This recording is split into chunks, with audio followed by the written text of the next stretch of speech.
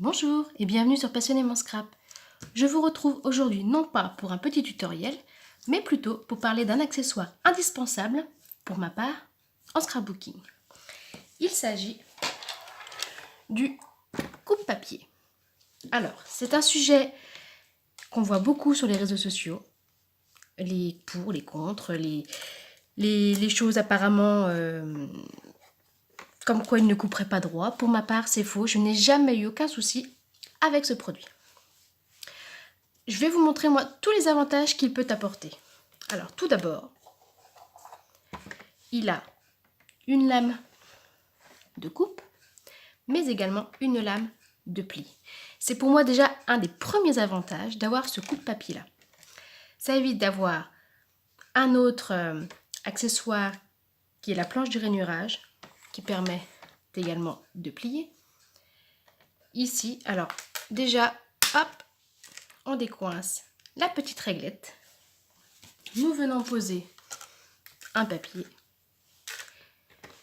et il fait tout simplement les plis. Pour couper, c'est pareil. Dans un sens, dans un autre, il coupe très bien. Grâce à ce petit rebord, nous pouvons poser notre papier et il ne bougera pas. Nous avons la même chose sur le bas, ce qui permet d'avoir les mesures en haut et en bas. Autre petit avantage, la réglette est aussi marquée en centimètres. Donc, nous pouvons venir faire, alors, sur notre petit embout, je vais essayer d'être dans la caméra, ce serait mieux. Vous avez un petit repère juste ici qui permet de voir à quelle mesure nous sommes. Et vous avez la même chose pour le pli. Donc si nous voulons simplement une petite encoche à 1 cm jusqu'à 2 cm, nous venons, hop, je décale quand même, c'est mieux. Nous venons nous placer à 1 cm et nous coupons à 2 cm. Bon là j'étais un petit peu plus loin parce que je ne suis pas au-dessus à cause de la caméra. Et nous avons donc fait notre petite ouverture au milieu. Ensuite, nous avons pour ce coupe-papier-ci, les lames qui se retirent, qui se changent. Il suffit de venir y glisser en bas de la réglette. Vous voyez un petit écart. Il suffit simplement de venir retirer, tout simplement, et de changer quand celles-ci sont usées. Alors, les gros sujets qui se posent, c'est que les lames s'usent très vite. Oui et non. Si les lames s'usent vite, c'est que votre papier n'est pas de bonne qualité, ce qui fait que ça use effectivement la lame. Ensuite, le plioir, pour ma part, il n'a pas besoin d'être changé.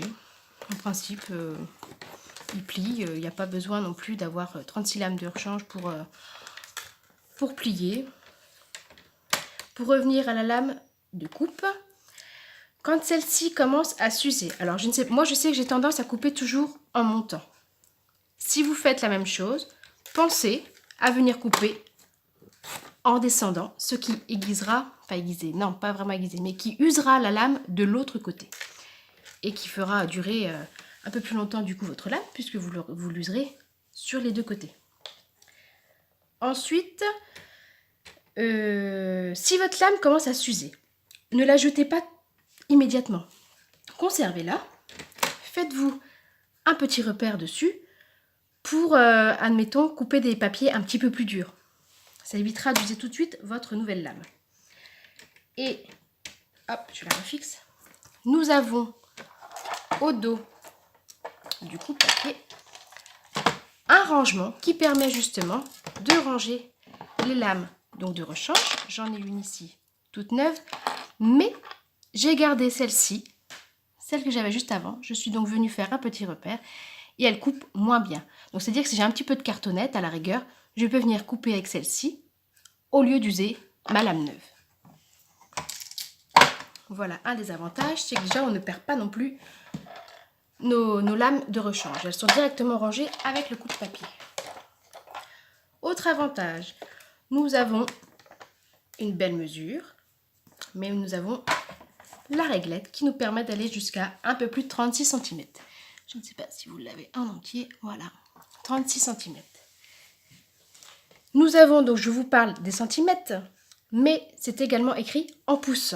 Donc quand vous suivez des vidéos où les personnes mentionnent des pouces, si vous êtes comme moi, vous avez un peu du mal, au lieu de tout reconvertir, parce qu'il y a toujours certaines virgules, sur votre coupe-papier, vous avez les pouces inscrits. Il suffit juste de respecter et de venir faire votre projet avec les pouces. Pour le nettoyage, alors déjà, je vous déconseille de vous en servir, comme on va dire, comme de tapis. Si vous prenez votre papier, que vous venez coller, que vous avez mis de la colle, non, c'est pas un tapis. Il ne faut pas s'en servir non plus en support, on va dire. Après, avec un petit chiffon, un petit peu d'eau, pour nettoyer le dessus, pourquoi pas. Mais il faut penser à nettoyer nos lames avec une petite brosse et également cette petite partie laquelle nous venons couper. Donc elle se retire et nous avons souvent des petits résidus de papier qui viennent s'incruster ou tout simplement un petit peu de poussière, ce qui fait que parfois notre lame passe pas bien.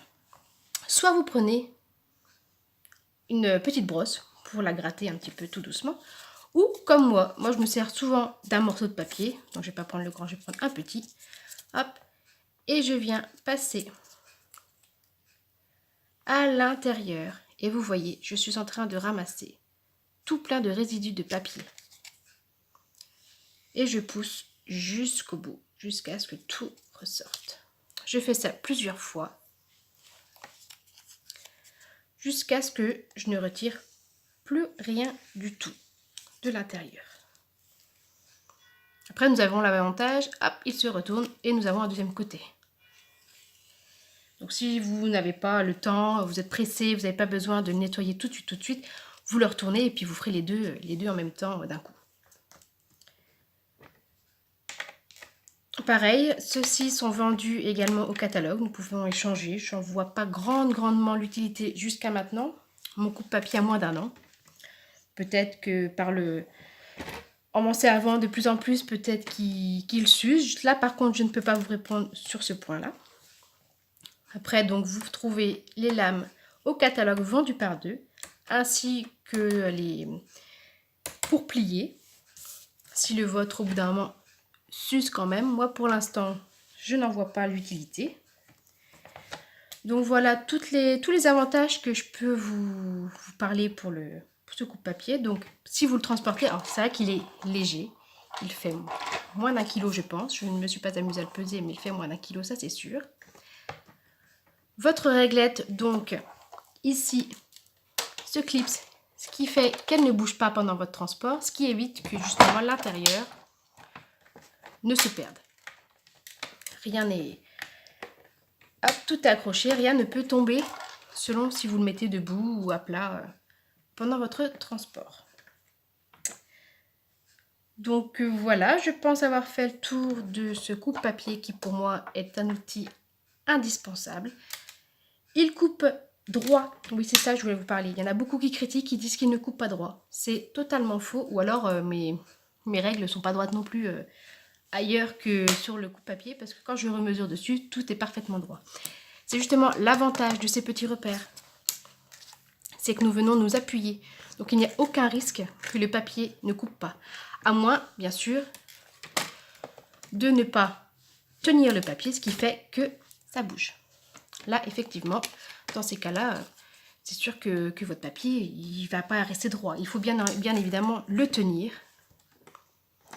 Je vous invite même à tenir de l'index le bout de la réglette qui permet de faire vraiment coulisser quelque chose droit.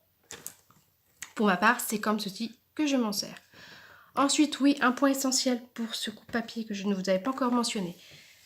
Quand nous avons une découpe d'un petit centimètre à faire, donc on va dire jusqu'à 2 cm surtout, quand nous venons mesurer, donc j'ai mes 2 cm, moi admettons je vais venir me poser à 1 cm. le papier déjà d'une ne dépasse pas de ma réglette. Et puis, je n'ai pas la même stabilité. Mon papier bouge. Donc, l'avantage de celui-ci, c'est que nous avons les mesures de l'autre côté. Aussi bien en haut qu'en bas. Et hop, nous venons donc nous poser à 1,5 cm parce que c'est cette mesure que je souhaitais.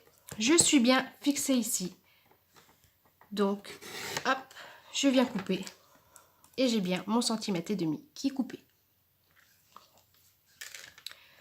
Donc, nous pouvons aller jusqu'à 3 cm pour nous permettre donc de faire de petites mesures. Et c'est vrai que c'est l'avantage parce que quand nous coupons ici pour jusqu'à 3 cm, c'est quand même pas bon, fixe.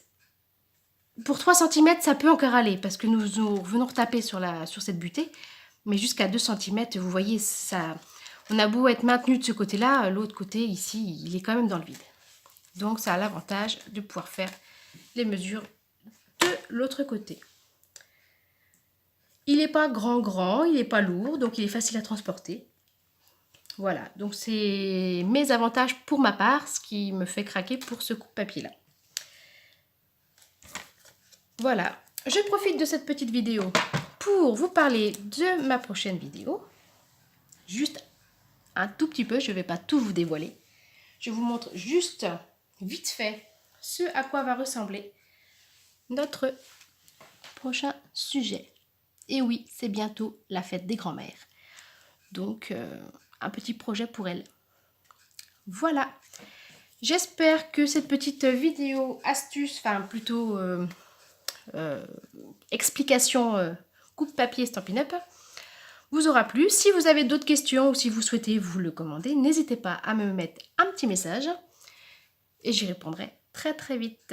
Voilà, je vous souhaite une excellente fin de journée et je vous dis à très bientôt.